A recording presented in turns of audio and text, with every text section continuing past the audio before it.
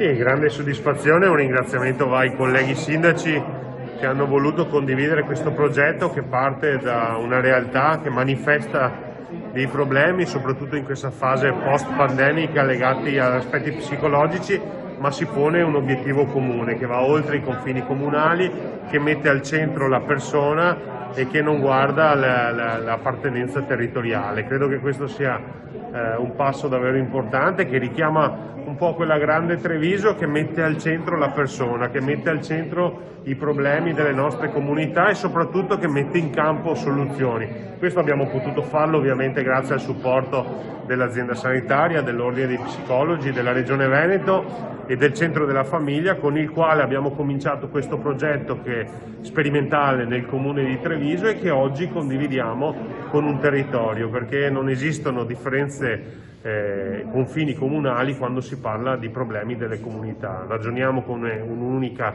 comunità con soluzioni che sono uniche.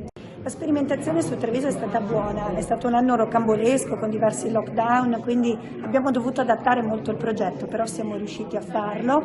Abbiamo intercettato oltre 70 persone, ma il dato davvero importante per noi è che abbiamo risolto la maggior parte dei casi, quindi non c'è stato un maggiore accesso ai servizi specialistici, ma siamo riusciti invece ad aiutare le persone accompagnandole fuori dal loro momento di crisi, di sfiducia, di ansia, di inizio di depressione e così via.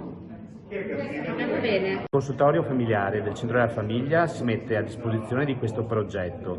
Lo fa mettendo in gioco i propri professionisti, psicologi, psicoterapeuti, verificati, supervisionati passo passo in questo loro percorso, e lo fa mettendosi assieme a una rete di volontariato, di terzo settore e di istituzioni che lavorano per la cura e per il benessere del territorio. Sì, inizialmente sono state quelle le richieste più importanti, anche ansia rispetto alla perdita del lavoro, alla paura del contrarre il virus del Covid. All'inizio del progetto queste sono state le richieste, poi si sono trasformate, nel senso che arrivavano casi di persone che magari accusavano delle fatiche più sul versante relazionale, quindi problemi tra genitori e figli, problemi legati alla presa in carico di anziani da seguire oppure alla fatica anche di vedere anziani lasciati in casa di riposo da soli, fatiche degli anziani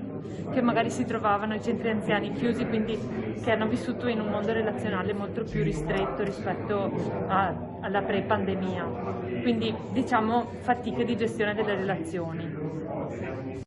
Questo in generale dell'aumento, della percezione dell'aumento di violenza o di dinamiche appunto conflittuali tra i giovani e i giovanissimi è un fenomeno che in questo momento appunto è all'attenzione di molti. C'è da dire che sicuramente il periodo pandemico ha creato tutta una serie di disagi che riverberano sui nuclei familiari e sui ragazzi e anche sulle forme di regolazione della socialità dei ragazzi.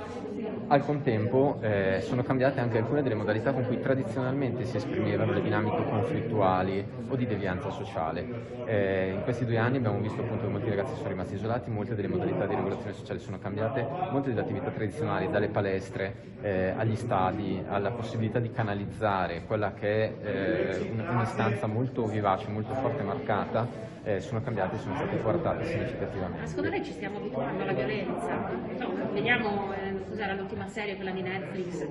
Squid Game, quella sì. Cioè ci stiamo abituando, pericolosamente? Allora, risponderei sì e no, nel senso che da un lato sì ci stiamo abituando, al contempo io una riflessione che faccio sempre su questo è che noi siamo violenti, siamo più violenti di quello che ci vogliamo rappresentare a noi stessi.